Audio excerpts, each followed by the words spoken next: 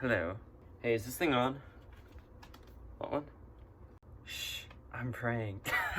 No, just kidding. So how do we do this? Droop, put that down. Hello, I am Percival Garraway. As you can see, I am a gnome wizard. Specializes in the art of transmutation.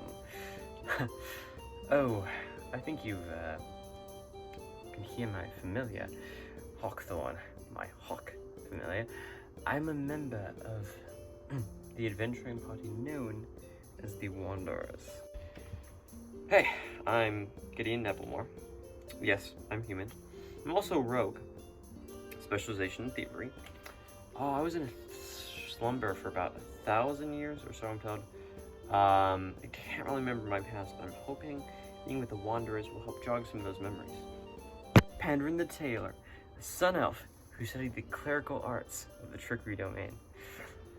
Studied hard at the academy, but my family got the plague. So now I spread joy through holy work, of course, and tricks. I'm here with the Wanderers for fun. They call me Pandrin the Tailor, but I do more unbutton than buttoning, if you catch my drift. I'm Dane Trevin, Eldritch Knight, half-elf fighter. Human mother died.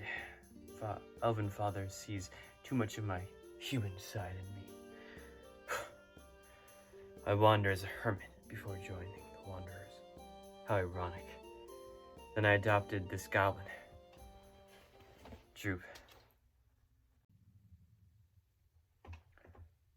Fine, I'll humor you. My name is Varen. I am a dusk elf, a warlock who made a pact with a fiend. And I'm in the Wanderers for the money.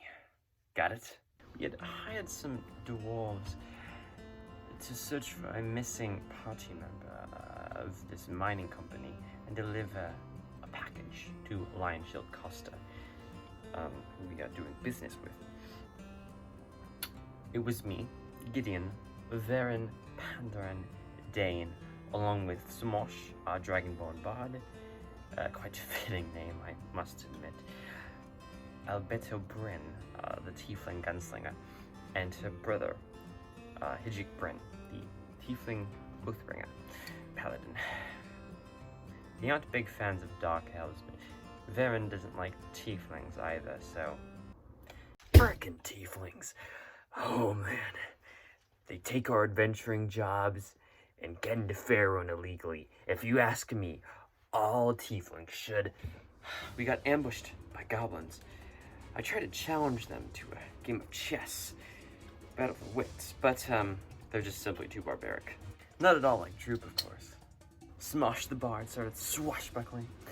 Alberto the gunslinger threw an explosion at a tree, setting it on fire. Ah, terrible. I used more fire too, but it's holy fire, so it's okay.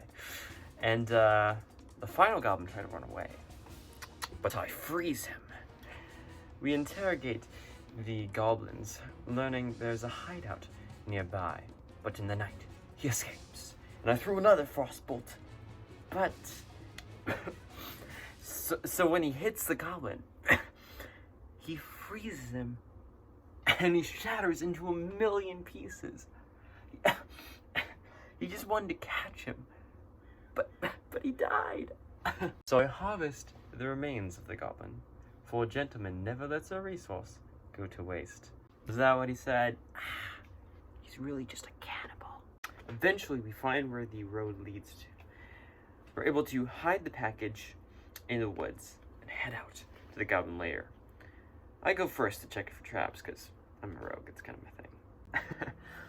But the first thing that happens is he ends up in a snare trap. Imagine the rogue not noticing a trap. Couldn't have done anything better myself. So we made our way inside the hideout, and there's a bunch of wolves. So Percival decides to feed them his cannibal meat, so they don't attack us. It's not cannibal meat, it's from monsters. Don't say that in front of Droop.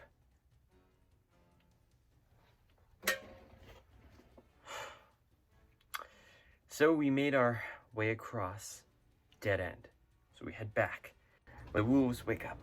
I hurl a frostbolt at them, but I miss, so it strikes the ground. After that, the ground was so slippery that Bryn, our tiefling paladin, and his heavy armor kept falling down and getting up over and over and over. Not one of my finest moments, I must admit. And over and over and over. Anyway, we finished them off, and I get this cool wolf pelt. Also, do you know they had a gift shop there? Got this little baby. So we make it to this bridge, and there's a goblin guard patrolling. Percival decides to make an illusion of a sexy female goblin to try to trick him into coming over. And then we jump him.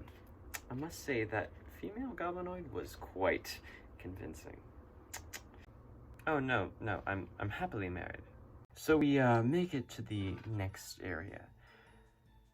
And on one side there's a stream leading to the hallway. And the other side is this stone chimney.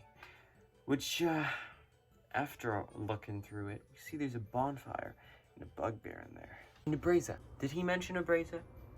Because I need a brazier for my Find Familiar spell. And a good brazier is very hard to find these days. So the bard, warlock, and wizard, all with no upper body strength, attempt to climb the chimney into the next room, while us, warriors, decide to take on the goblins in the next room. Hey, I left the Bible. The ulterior motive tiefling was miles ahead of everyone else. The rogue doesn't have dark vision. It was a mess. Did Gideon tell you he tried to play chess with the goblins again? So we were fighting the goblins, of course, nothing like a troop, when the orc chieftain turns to us, carrying an unconscious dwarf, claiming to kill him if we don't stop fighting. And he called him a male escort. His words, not mine. The nerve of this guy. We tell him, fine, go ahead. But he looks surprised. You'd kill an innocent life. Yeah, he has 3 death saves. We'll just save him after we kill you. Which we totally do. He was fine. Male escort. Did you hear that one, Troop? Oh, we made sure he slept in a separate room than us because he's a male escort. Male escort. What?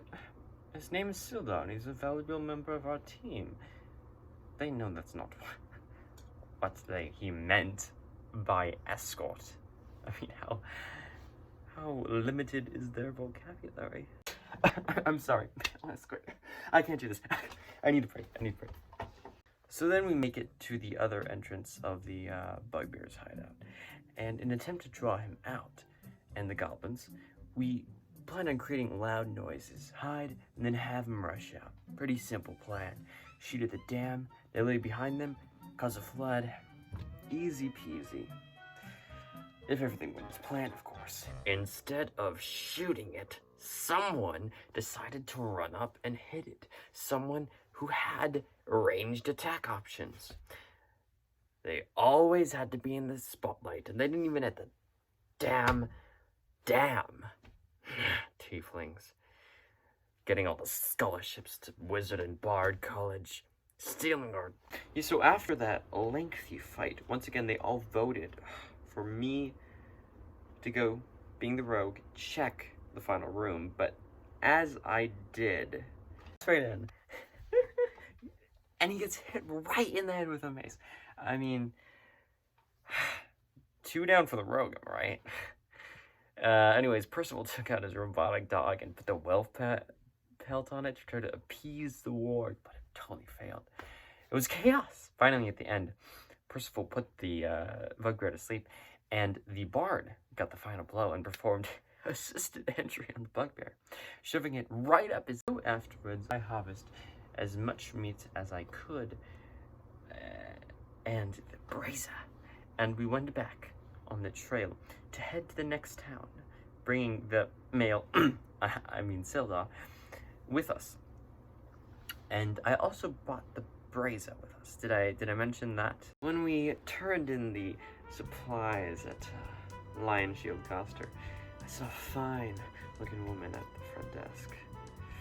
And blooming with confidence like I always am, I decided to ask her to spend an evening with me. And also play some chess with me, if you catch my drift. He's using chess as a euphemism now. But now that I had that brazier, I could bring back my hawk familiar. Using my brazier, of course. Gideon got drunk before the date even started. Oh, and I bet Dane didn't tell you about the Mighty Puddle. It's a red light type place, not one of those classy ones either. The 2 p.m. type, yeah, you know what I'm talking about. So Dane and the Oathbreaker Tiefling decide to go, and after realizing what they got into, Bowden leaps out the window, sleeps in the woods, leave Dane all by himself to be tackled by multiple, what should I call them? Well, they do what Sildar does. He said Sildar does what? The next day we get jumped by bandits wearing red cloaks, which is the name of the group. How uninspired. Anyway, Gideon tries to sneak up in broad daylight, and then starts speaking this weird language. I think it was Thieves Can't. Thieves what? The basic battle. Our fighter dismembers one of them. The cleric sets another on fire. I bring out one of their darkest fears. The usual fight. Nothing particularly interesting. But the last one to sleep civilly. Gosh, they killed all those other bandits like barbarians. No offense to the class. I kind of eyeing the bodies afterwards. Cannibal. So we take the living one to the dungeon, and we can't get him to talk. So I decide to challenge him to a game of chess, a battle of the wits, that is. I must admit, it was a heated game. Two minds going back and forth.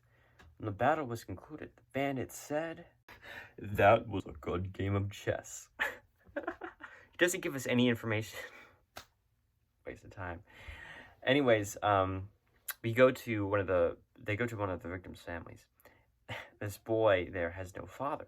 So Gideon decides it's a good idea to give him his only knife. Now knifeless. And the boy has a knife. I wonder where he is now. So Pandaren and the bard Smosh decided to go to the old residence of the dwarf who employed us, who was missing. But it got late, so they decided to break and enter and spend the night there. Oh, what? Smosh drew a picture? Oh! Ugh. That did not happen. Very funny, Smosh. I told you, we did that in confidence. And the rest of the party, led by me, went to go see the mayor. And seeing as information dictates, the mayor was a pushover to these bandits. Though he did have a sign paying anyone who brought the heads of orcs terrorizing the roadside. Oh, how I'd like to get my hands on the likes of them. See, he gets it. It's not racism, it's a backstory thing. So the boy told us about the secret entrance in the back of the Redcoat's lair. The whole time Percival finds this Nothic in the Redcoat's lair and makes friends with him while we're fighting off the bandits. Anyway, that's where I found my new best friend, Troop. And he was small, scared. The best thing that ever happened to a guy like me. So we joined the group, naturally. Meanwhile, we battled and used the internal organs of one of the bugbears to strangle it. Wait, are we the bad guys? The gunslinger critically hits and one-shots the final boss. It was a sight to behold, I tell you that. But I got the boss's staff afterwards. We discover there's this druid nearby who can help us out, so we head over there. We run into Undead. So Percival casts Grease again. So the paladin in his plate armor falls over again, and again, and again, and he finally gets up and uses his Oathbreaker powers to take control of the Undead, which is blasphemous, of course, but pretty badass, and I got us totally into that, so it's alright by my book. So we get to the druid, and it turns out that his tower is being occupied by a dragon, and there's this dragon cult who warns us against getting rid of the thing. So two problems, right? But this dragon cultist guy, he has this potion of flying around his neck, and well, I'm a rogue, so I have to steal it. But the fool gets caught. So Samosh and I make a deal with the cultist to trade for his potion. While that's happening, the party thinks there might be gold underneath the statue at the center of town. And one of them urinates on the statue as they try to upheave it. Guilty. I've seen few miracles in my life. One was in that play about Christmas, but that negative strength, 3-foot-something gnome, strolled right up to the statue as we upheaved it, placed a hand upon it, and man, pushed that statue right back into place. So we decided to fight the dragon. We won, of course. But the fire burned Percival's hawk and Panderin's shirt. Damn boy escorted that dragon more than Sildar. It's called satire. Some people just... Then we headed back. The length of the Paladin's control undead ability ended, so we used the gunslinger's gunpowder to give the skeleton a proper soldier's funeral. We made fireworks of its corpse. So then we march on and find this abandoned fortress where more goblins are hiding out. I'd been training the troop for this moment, and when this goblin jumped out and attacked me, troop defended me and fought off the goblin. I was so proud of my little guy. Meanwhile, with our extreme stealth, Smosh and I made our way into the back room. Inside was a mighty owlbear, so we chose to instantly close the door, hoping our caster muscles would hold it in. I don't need to tell you the end of that story, but I'll tell you another.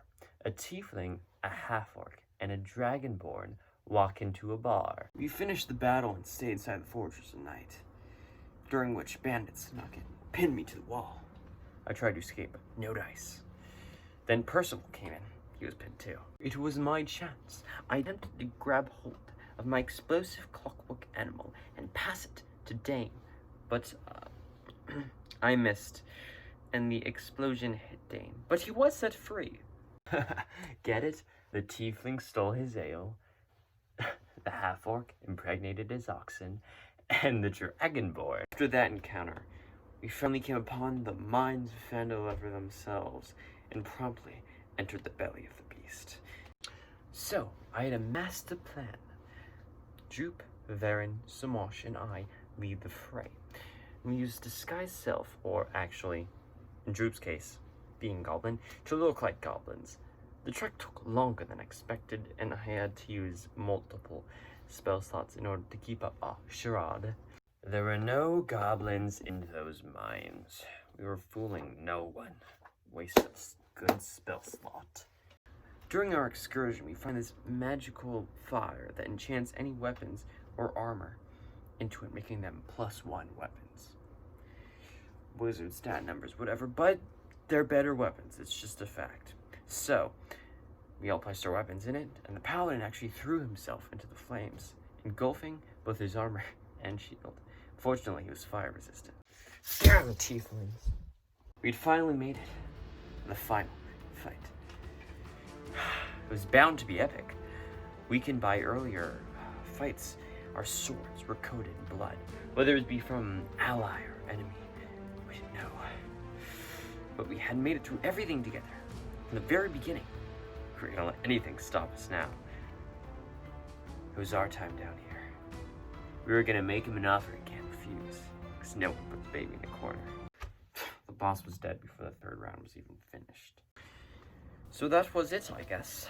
I didn't get to kill the orcs, but maybe I was better than that. Better than harvesting the meat of my enemies, which was my character flaw for some reason. I was part of a team. There's nothing better than that. I found friendship. Love. A damn good time. Knowledge you can't get from a book. Percentage of the earnings of an entire mine.